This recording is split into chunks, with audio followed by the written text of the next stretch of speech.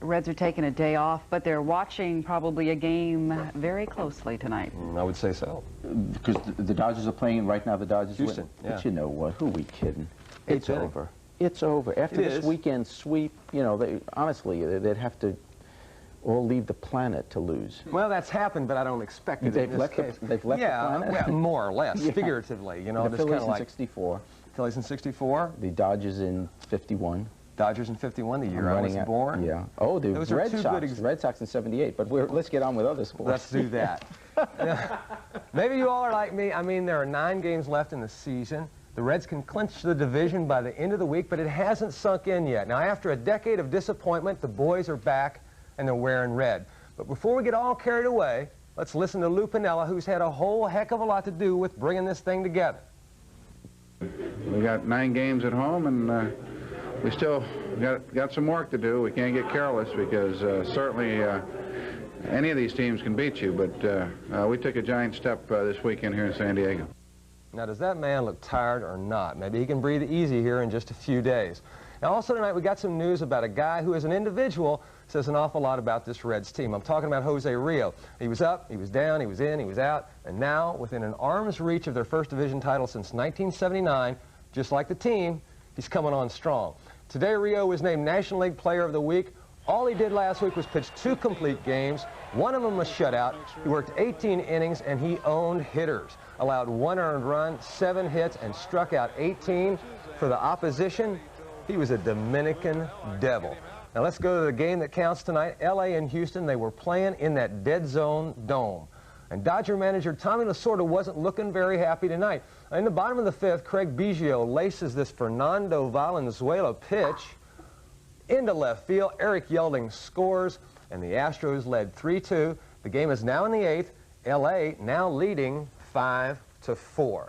So let's look at that countdown to the pennant. While the Reds were off tonight, the Dodgers are still playing, as we just told you. The Reds' lead is 5 games, pending the Dodgers-Astro game, and the magic number still stands at 5. Now scores. We got scores for you. Let's take a look. San Diego, San Francisco tied at 1 in the 4th. If you can believe this, the Mets lost again. Now they trailed the Pittsburgh Pirates by 3 games. I'd say that one's over. Over in the American League, Blue Jays leading 8-3 in the 8th, beat Milwaukee, and KC is all over the A's 9-3 in the 8th, but that don't mean a thing. Now in high school soccer tonight, Roger Bacon was taking on St. Ursula, the 5th-ranked team in the city, and just take a look at this sunset. Well, that wasn't the only spectacular scene out at Bacon. How about St. Ursula's Susan Miller? Here, off the inbound pass, she puts in the goal. Why is that significant? It was the 84th of her career and sets a St. Ursula scoring record. She scored 3 more times in the game. St. Ursula defeats Bacon 4-1. Now, when the Bengals made James Francis their #1 draft choice out of Baylor, they said, he had a chance to be a high-impact player. A chance? This guy comes on like gangbusters. Francis pushed the Patriots around like they were wearing powdered wigs and stockings Sunday. He had 2 quarterback sacks, made 4 tackles, forced a fumble, and generally wrought mayhem on New England. As far as he's concerned, it's just a job. We're just trying to do, just trying to get to the quarterback any way we can. We're fortunate out in the right place at the right time to get those 2, but you know, it's just 11 guys out there doing their job, and we had a good game today. No update on that Astros-Dodgers game, but have heart. That's It'll over. come home. James Francis, that's great. I mean, What a stud this guy is. you know, this Bengal defense is coming very Surprise strong. of the year right there. Very strong. Surprise We're of the going year. to the Super Bowl. We're going to the Super Bowl. Yeah. Going to the Super Bowl. We're going to the World Series. This is Cincinnati's year. We're I done. feel It's it. I over feel with. it. Don't even buy the tickets. It's all over with. Don't worry about it. And that's all the time we have for now. Stay tuned for news updates every hour on the hour. Thanks for being with us. And we're going to see you again tomorrow. Until then, take care of yourself and each other. Good night. Good night.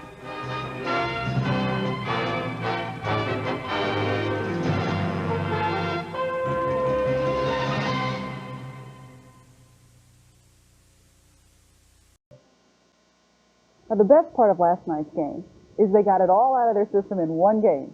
We hope. We hope. Yes, we do hope. We sat here last night at this time, and I said, they won. It's over. Nobody can touch them. Yes. They stink. Stand alone. No. And I've cautioned you about that. Yes, but Hey, it's going to happen. It's going to happen. It's going to happen. They had a bad night.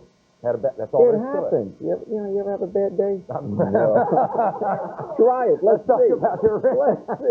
Let's see. Reds are back at Candlestick Park tonight, and they'll try to get even. We'll have the game for you at 10:30 right here on Channel 5, and we'll talk more about that 10-1 loss in a few minutes at 6.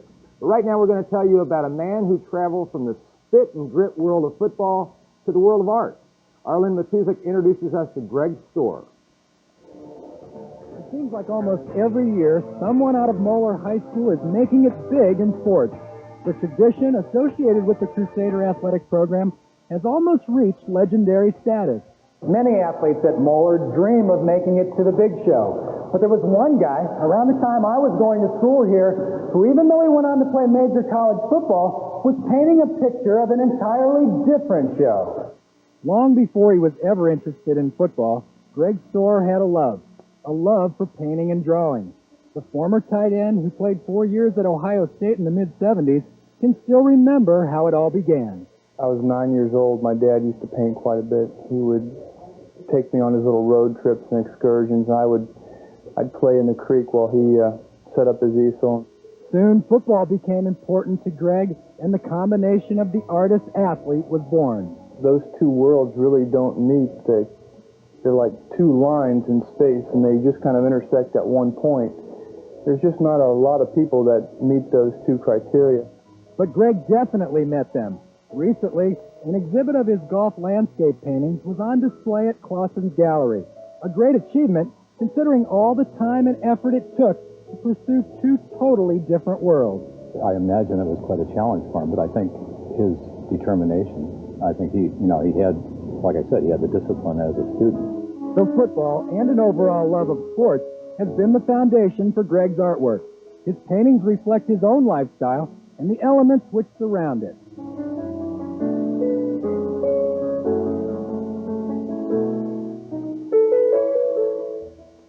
I'm just kind of a jock that's out there trying to paint, and I paint things that appeal to me. And if you love sports or art, his work will appeal to you as well. I'm Len Matuzik, News 5 Sports.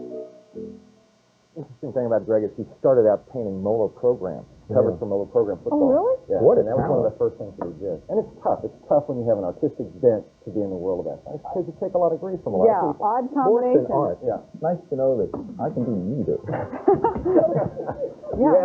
Glad you informed us of that. Up next on News 5 at 5:30, it's quite a caper. It started out with an explosion and ended up making some robbers very rich, and it happened right here in town.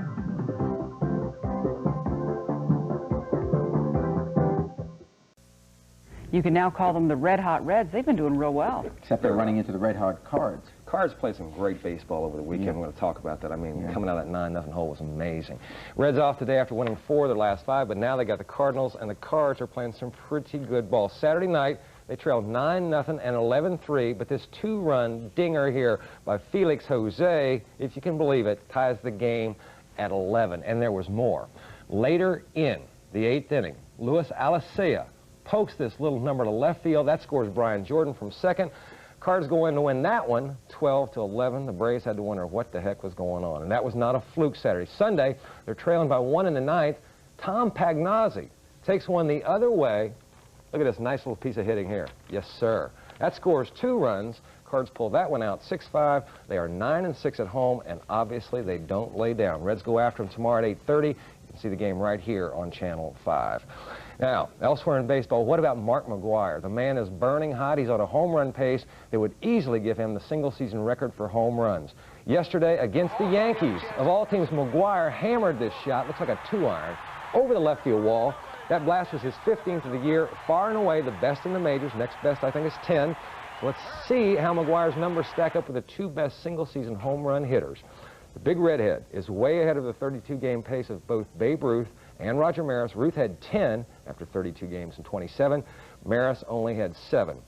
And I would say, from looking at McGwire's swing, the one thing you don't want to do is pitch that guy down. Will they do it? Hard to say. All right, basketball. In the NBA playoffs tonight, Phoenix and Portland square off in Game 4 of the NBA Western Conference semis. Portland leads the series 2-1. Meanwhile, yesterday at the Boston Garden, Larry Bird made his return to the lineup after missing 5 weeks with back spasms. Now, Larry Legend didn't exactly light it up. He could only muster 4 points in 17 minutes of action. Bird even had a chance to be the hero of the game. With the clock running out in the overtime period, Bird misses this driving layup. The Celts get the rebound. Reggie Lewis fires up a bad one, and then John Bagley tosses up a prayer, but it's no go. Cavs down the Celtics 112. After the game, Bird questioned the officiating. Reggie got fouled. Because they don't have the to call it, that's not my problem. So we just go on from here and try to do our best, and you don't want these games to come down to the last shots because things like that happen. That series is tied up at 2 games apiece. Game 5 is Wednesday up in Cleveland. 9 inductees into basketball's Hall of Fame today. Quite a crew, too. Among the 9, Al McGuire. He coached Marquette to the national championship in '77. Former St. John's head coach Lou Carnesecca. Carnesecca led the Redmen to 24 straight postseason appearances. And Jack Ramsey, the second winningest coach in NBA history. Players that were inducted today include 4-time All-Star Connie Hawkins and the man with a size 22 feet. 8-time All-Star Bob Lanier. Also inducted the late Phil Wolpert, Soviet standout Sergei Belov, and 2 women, Lucia Harris and Nara Dyson. And at Indianapolis, race day coming ever closer, and yesterday a rather strange circumstance. Yesterday, Jim Crawford blows an engine. Now they're pushing the car back to the pits. They push the car over crewman Mike Perkins' foot, breaks his foot. Some days you just can't win. As for Crawford's teammate Robert Guerrero, he's the man nobody can catch. He takes the pole with a record speed of 2:32, 4.82. The rest of the front row, Eddie Cheever at just over 2:29. Mario Andretti right behind him. Row 2 has Ari Lyondike, Gary Bettenhausen, and Michael Andretti. And in row 3, you've got Scott Brayton and former winners Danny Sullivan and Rick Mears. They're doing some serious charging over there. As for Mike Perkins, the man who got run over, his foot run over, he's not moving that fast today. I bet not. Gosh, I remember when the winner would win at 180, 185 Oh, yeah, I remember that all miles an too hour. well as well. Yeah. Moving fast. Thanks a lot, Greg. Coming up at 11 on News 5 tonight. You know what, this was big news to us last week, and now it's getting to be big news to the rest of the nation. Getting some national attention apparently tomorrow, what you were saying in Sports Illustrated. Already there's been New York Times, ESPN, now tomorrow Sports Illustrated. The Reds may not be in the playoffs, but recent events have made them national news. Sports Illustrated hits the streets tomorrow, and it may cause Marge Schott to hit the roof. The article is entitled Dog Days. It recounts Lou Piniella's departure, the firing of Bob Quinn. It is tough stuff. Writer Tim Kirkjian says, if Schott had treated Piniella and Quinn and any number of her front office employees as well as she treats her dog, her baseball team wouldn't be in the deep you-know-what it is in now. Unidentified Reds players are quoted in the story. One says, the dog is a big, big negative. It's embarrassing for the players. They talk all the time about how angry they are about it. The fans laugh because they're embarrassed. It's like, how stupid can this get? The dog goes on the field every night, and the same guy has to scoop it up. People laugh at the guy. Schott does inhumane things to people. Another unidentified player is quoted in the story saying, Marge just doesn't get it. Her only 2 concerns are her dog and money. We're hoping she buys the zoo and sells the team. Then everyone will be happy. Tough stuff. And there's more coming tomorrow in Sports Illustrated. Meanwhile, the Reds made 3 roster moves today. Tom Browning, Scott Service, and Mickey Brantley all added to the 40-man roster. Further indication that Director of Player Development Jim Bowden has the GM job, and an announcement is forthcoming. Sports Illustrated on the stands tomorrow. And how about this? After being down 3-1 in the National League playoffs, it appears the Pirates will push it to 7 games. The Pirates turned the chop shop into a butcher shop tonight. The Bucks pounded Tom Glavine for 8 runs in the 2nd inning. Right now they're in the 9th inning. The Pirates are leading 13-2. Game 7 tomorrow night in Atlanta. Game 6 of the American League playoffs tomorrow afternoon in Toronto. Jays lead the A's 3-2. Elsewhere, college football, we got a record running right here under our nose. Coach Vic Clark's Thomas More Rebels are 5-0 this season. They've won 15 in a row. That's the longest winning streak in Division III. Raises the question, are these guys the best-kept secret in town? We're 5-0, and it's the first time you've been out here, so I'd say that that's pretty conclusive proof from our vantage point. But we don't really dwell on that. I've always told the players that if you win enough games, eventually they have to drive across the river. And so far, that's true. And we did. Get this. The Blue Rebels have outscored opponents 164-86. Saturday, they play Tennessee Wesleyan at home. George Vogel will have more on Thomas More tomorrow. In college basketball, looks like the Bearcats have lost out on a big one. It appears they'll lose prep standout Damon Flint at Ohio State. The star guard at Woodward had made UC one of his finalists, but he's called a press conference in the morning. It's believed he'll make Ohio State his choice. Woodward getting it that Flint prefers Randy Ayers' coaching style. He apparently sees Ayers as a little more laid back and relaxed than Bob Huggins. In high school soccer tonight, Dick Arslan and his top-ranked Roger Bacon squad at Elder. Bacon goes the second half minus a player because of a red card penalty. Elder capitalizes. Jeff Cummings of Elder gets a goal off the header. Game tied at 2. But with 3 minutes to go, Bacon's Sean Feldhaus comes through. Big play coming up. Drills one from the corner. Bacon wins it 3-2. They're #1 in the city. Meanwhile, #2 Anderson keeps pace. They beat Northwest tonight 7-1. And in volleyball, Mercy takes Purcell Marion. Bobcats are 16-3. Looking very good, the Bobcats. Strong stuff from Sports Illustrated. Yeah, and it's not the kind of publicity you like to see, but I guess when you're in the... No, and a lot of people will say it's unfair, and they'll wonder why. That a player would be willing to take Marge's money and criticize her in a format such as Sports Illustrated. But it's common in baseball. You and I were talking in the office. Of a performance by the Bearcats. This is Anthony Buford on the break, crosses the lane, and that prayer is answered, gets the bucket and the foul. At that point, UC led by 18. Bob Huggins saying, keep it up, guys, keep it up. Xavier saw a lot of the break. Terry Nelson with that sweep pass to Herb Jones. That was a hanging hammer if I ever saw one. Knees almost hit the glass.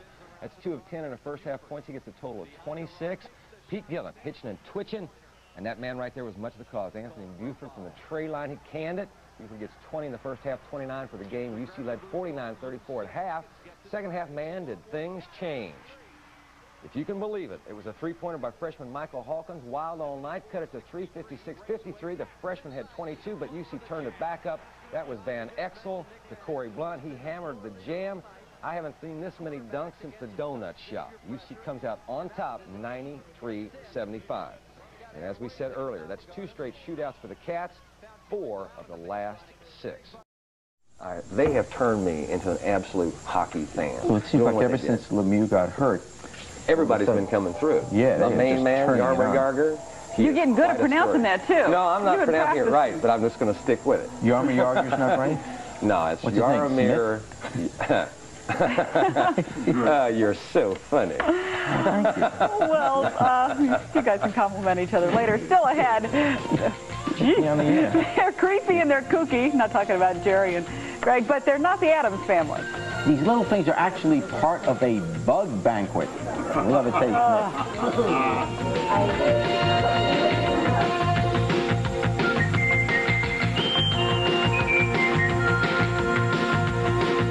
Finally tonight, usually a bug on your dinner table can turn your feast into a fiasco, unless, of course, the bug is your main course. Ants, crickets, and mealworms were not only the main course, but also the hors d'oeuvres and dessert at the first bug banquet. The bug banquet was held to celebrate the 100th anniversary of the Entomology Society. In all, more than 100 people gathered to compliment the chef on the wax worms they found smothered in plum sauce. Oh, there goes the midnight snack. The Tonight Show is next, and we'll have updates every hour on the hour throughout the night. Thanks for being with us. We'll see you tomorrow. Till then, take care of yourself and each other. Good night. Good night.